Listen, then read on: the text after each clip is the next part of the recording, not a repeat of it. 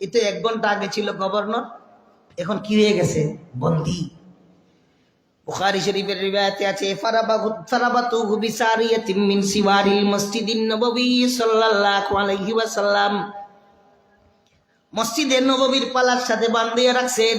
এই গভর্নর সুমামা ইবনে উসাল আর কোনদিন নবী করিম সাল্লাল্লাহু আলাইহি সাল্লামকে দেখে নাই।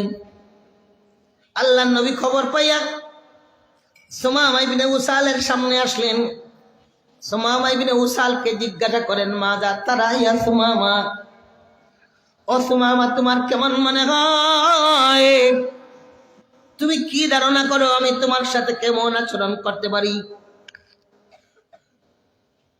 সুমামা ইবনে উসাল নবী করিম সাল্লাল্লাহু আলাইহি সাল্লামের নূরানী চেহারার দিকে তাকায়।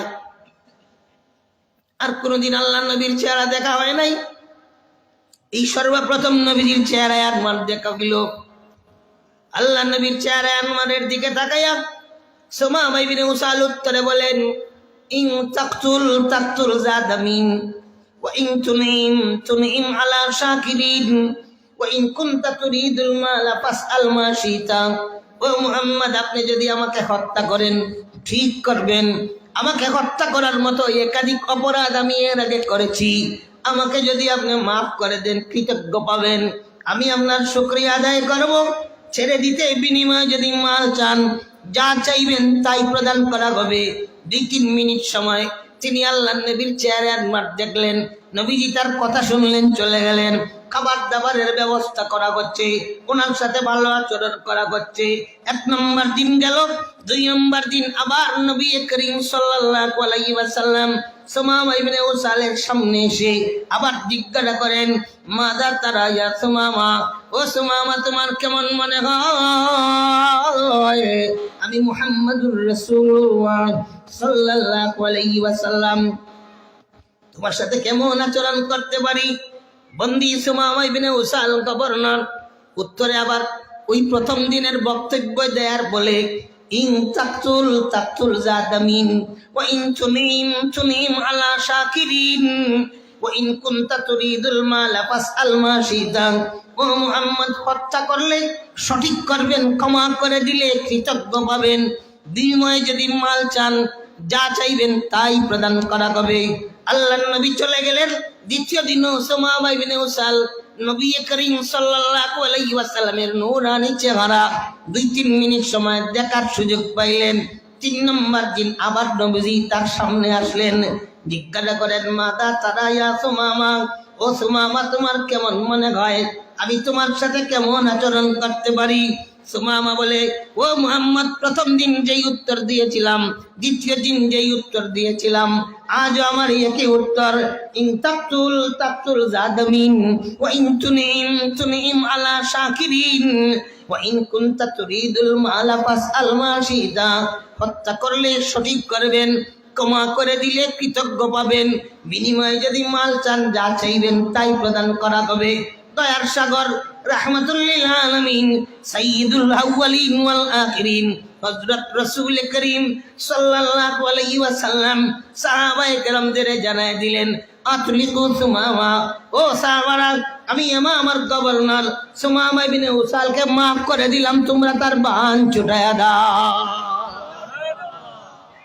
সাহাবায়ে কেরামগণ বান ছুটায়া দিয়েছেন, বেচারা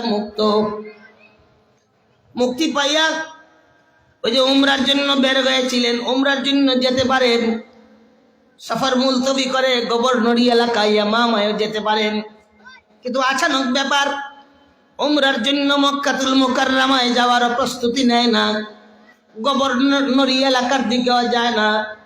মসজিদে নববীর পাশে পানির কুয়া, বন্দি থেকে ছুটেই উনি পানির কুয়ার দিকে গেলেন, কুয়া থেকে পানি উঠাইলেন, পানি উঠাইয়া গোসল করলেন, জামা কাপড় বদলাইলেন।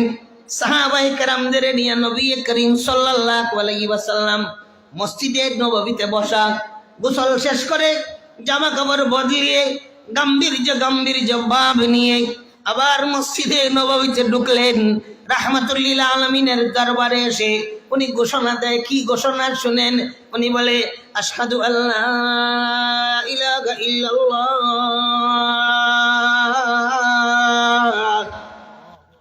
ওয়া আশহাদু আন্নাকা রাসূলুল্লাহ والله يا محمد ما كان وجه أبغض إلي من وجهك الآن صار وجهك أحب الوجوه إلي والله يا محمد ما كان بلد أبغض إلي من بلدك الآن صار بلدك أحب البلاد إلي والله يا محمد ما كان دين أبغض إلي من دينك الآن صار دينك أحب الدين إلي أشهد أن لا إله إلا الله وأشهد أنك رسول আমি সাক্ষ্য দেই এক আল্লাহ তাআলা ছাড়া আর কোনো মাবুদ নাই আমি আরো সাক্ষ্য দেই আমি আল্লাহর প্রেরিত সত্য রাসূল আল্লাহর কসম খেয়ে বলি ও মুহাম্মদ আপনার চেহারার চেয়ে ঘৃণিত কোনো চেহারা আমার কাছে ছিল না আপনার চেহারার নাম শুনলে আমার শরীরে জ্বালা পোড়া পয়দা হয়ে যেত